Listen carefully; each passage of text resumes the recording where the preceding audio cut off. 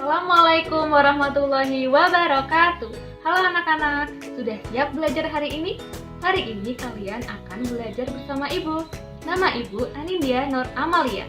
Kalian bisa memanggil Ibu Anin atau Ibu Anindya. Dan perkenalan dari Ibu, tetap semangat belajar di rumah dan jaga kesehatan.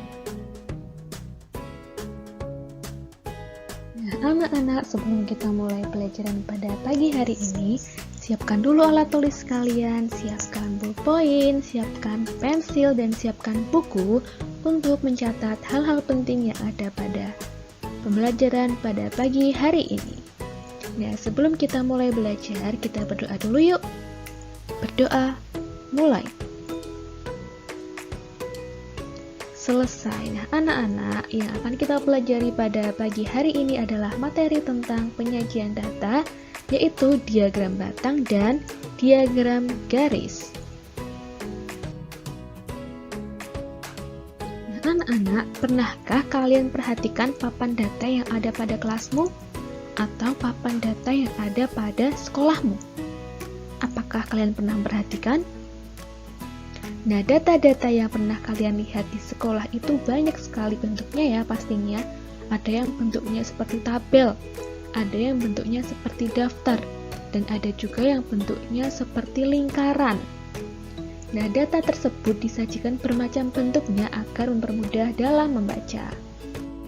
Hari ini materi yang akan kita pelajari adalah diagram batang dan diagram garis. Nah, anak-anak, apa saja jenis penyajian data yang kalian ketahui? Ayo, apa saja? Nah, bagaimana cara menyajikan data dan mengubah bentuk penyajian data? Apakah kalian tahu? Nah, mari kita pelajari bersama. Nah, sebelum belajar tentang penyajian data, kita pelajari kembali tentang data. Data adalah sekumpulan hal atau keterangan tertentu yang benar dan nyata yang dikumpulkan sesuai kebutuhan. Nah, di sini pengumpulan data dibagi menjadi 3 cara. Yang pertama itu menggunakan pengumpulan data dengan pencatatan langsung atau dengan bertanya langsung. Kemudian yang kedua, pengumpulan data menggunakan angket atau isian. Kemudian yang ketiga adalah pengumpulan data menggunakan tes. Nah, yang pertama, dengan pencatatan langsung, biasanya dengan cara mengukur langsung, ukuran atau menghitung banyak suatu benda. Di sini contohnya adalah menghitung tinggi, menghitung ukuran lebar lengan, dan juga menghitung berat badan. Yang kedua, menggunakan angket atau isian. Di sini contohnya menggunakan isian dan angket. Ketika kita bertanya tentang jenis olahraga yang disukai maupun warna yang disukai, dengan cara mencentang atau menggunakan isian singkat. Nah, yang ketiga adalah pengumpulan data menggunakan tes. Nah, biasanya pengumpulan data menggunakan tes ini digunakan untuk mengetahui sejauh mana hasil belajar kalian. Biasanya Bapak Ibu guru itu melakukan tes atau ulangan untuk mengetahui hasil belajar kalian. Nah, di sini contohnya untuk mengetahui hasil belajar yaitu dengan nilai ulangan PPKN. Nah, diperoleh data sebagai berikut. Nah, macam-macam data. Yang pertama itu ada data kuantitatif, lalu yang kedua itu adalah data kualitatif.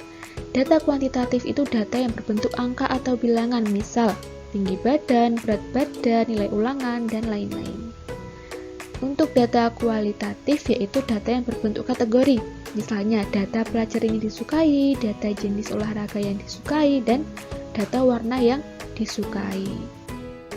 Penyajian data. Nah, yang pertama itu dalam bentuk daftar seperti ini, daftar angka-angka yang dijajarkan secara rapi. Lalu yang kedua ada bentuk tabel, data yang disajikan dalam tabel. Biasanya ada nomor, ada lalu yang dihitung, lalu ada juga tabel frekuensi. Biasanya berat badan, tinggi badan, ada juga jumlah suatu benda atau barang. Lalu yang ketiga bentuk diagram batang, disajikan dalam bentuk batang-batang diagram. Lalu bentuk diagram garis yang disajikan menggunakan garis dari titik-titik yang dihubungkan.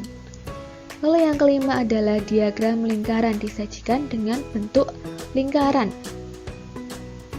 Lalu yang keenam, diagram gambar atau piktogram biasanya disajikan dalam bentuk gambar-gambar mewakili jumlahnya. Di sini contohnya adalah data peminjaman buku di perpustakaan. Hari pertama hari Senin, peminjam adalah 25, maka akan ditulis gambar orang yang meminjamnya ada berapa.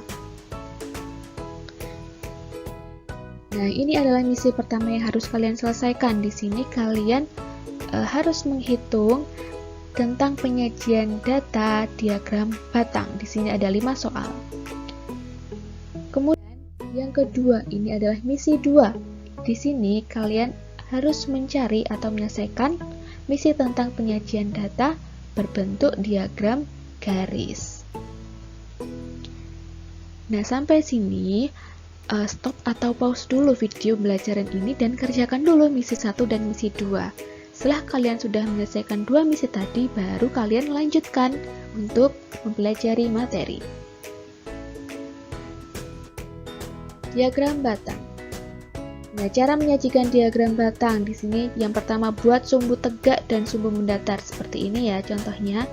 Lalu sumbu mendatar itu menyatakan data yang diamati, sedangkan sumbu tegak menyatakan banyak data. Nah, lalu buat gambar menyerupai batang yang menghubungkan sumbu mendatar dan sumbu tegak. Nah, batang-batang itu dibuat atau digambar secara terpisah. Cara membaca diagram batang di sini dijadikan sebuah contoh diagram batang, yaitu diagram profesi orang tua. Nah, bisa dibaca pegawai negeri sipil sebanyak berapa? 8 orang. TNI sebanyak 5 orang, petani sebanyak 12 orang, dan guru sebanyak 3 orang. Wira swasta sebanyak 2 orang. Nah, ini adalah cara membaca diagram batang sama seperti tadi. 2 anak, 6 anak, 9 anak, 8 anak, 5 anak, dan 4 anak. Selanjutnya, contoh soal tentang diagram batang. Di sini Lani mencatat warna kesukaan siswa kelas 5. Diperoleh data sebagai berikut. Nah, yang pertama tadi gambar dulu garis horizontal dan garis vertikal. Kemudian gambarlah batang atau diagram batang sesuai dengan jumlah. Misalnya warna merah itu ada berapa? Ada 4. Jadi sejajarkan tinggi batang dengan jumlah data vertikalnya. Di sini ada 5. Oh, ada 3. Lalu yang biru ada berapa? Ada 5. Yang kuning ada 5 juga. Yang ungu ada 4. Lalu yang hijau ada 10. Lalu jawab pertanyaan di sini. Warna yang paling banyak disukai adalah warna hijau. Warna yang paling sedikit disukai adalah warna merah. Sedangkan banyak siswa yang menyukai warna kuning adalah berapa? 5 orang. Diagram garis. Cara menyajikan diagram garis. Di sini Ibu mempunyai sebuah ilustrasi tentang anak-anak yang sedang mengumpulkan data berat badan. Di sini dapat dilihat ya, sedang menimbang dan didapatkan data tabel sebagai berikut. Nah, bagaimana cara menyajikan datanya? Nah, yang pertama buat dulu sumbu tegak atau vertikal dan sumbu mendatar. Nah, sumbu tegak itu menunjukkan berat badan, sedangkan sumbu mendatarnya menunjukkan contoh umur. Nah, gambar setiap titik. Tadi ketika umur 7 tahun berat badannya adalah 25. Ketika umur 8 tahun berat badannya 28. Nah, tarik garis menggunakan titik itu. Nah, di sini garis hijau ya. Lalu kita lanjutkan ketika umur 9 tahun beratnya 32. Nah, kita lanjutkan sesuai tabel dan dihubungkan dengan titik-titik atau garisnya. Selanjutnya cara membaca diagram garis. Di sini ada tentang perkembangan tinggi badan Meli disajikan dalam diagram garis. Nah, meningkat dari umur 7 sampai umur 11. Di sini umur 7 tahun tingginya 120. Selanjutnya umur 8 tahun tingginya 135. Umur 9 tahun tingginya 140 dan seterusnya. Nah, peningkatan tertinggi ketika Meli umur 7 tahun ke umur 8 tahun. Berapa jumlahnya? Yaitu 15 cm. Contoh soal. Berat badan seorang bayi dari umur 1 sampai 5 tahun adalah sebagai berikut, disajikan dalam bentuk tabel. Kita diminta untuk membuat diagram garisnya. Kita gambar dulu garis horizontal dan vertikal. kita buat titik-titik sesuai dengan diagram tabelnya. Ketika umur 0 tahun atau baru lahir, berat badannya 3 tahun, dan seterusnya. Sampai umurnya 4 tahun, yaitu beratnya 10,5 kg. Kita hubungkan dengan garis. Kita jawab pertanyaannya. Badan bayi mengalami kenaikan paling tinggi pada umur ke-1. Berat bayi saat lahir adalah 3 kg.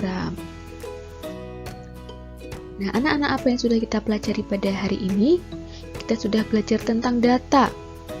Kita juga belajar tentang macam-macam penyajian data dan cara menyajikan data, yaitu diagram batang dan diagram garis. Nah, anak-anak, bagaimana perasaan kalian setelah belajar hari ini? Apakah ada materi yang belum kalian pahami? Jika ada, boleh WA ke Ibu Guru. Untuk memperdalam pemahaman kalian tentang materi, kerjakan soal latihan 5 soal yang ada pada LKPD. Nah, terima kasih anak-anak, tetap semangat belajar di rumah dan jaga kesehatan. Assalamualaikum warahmatullahi wabarakatuh.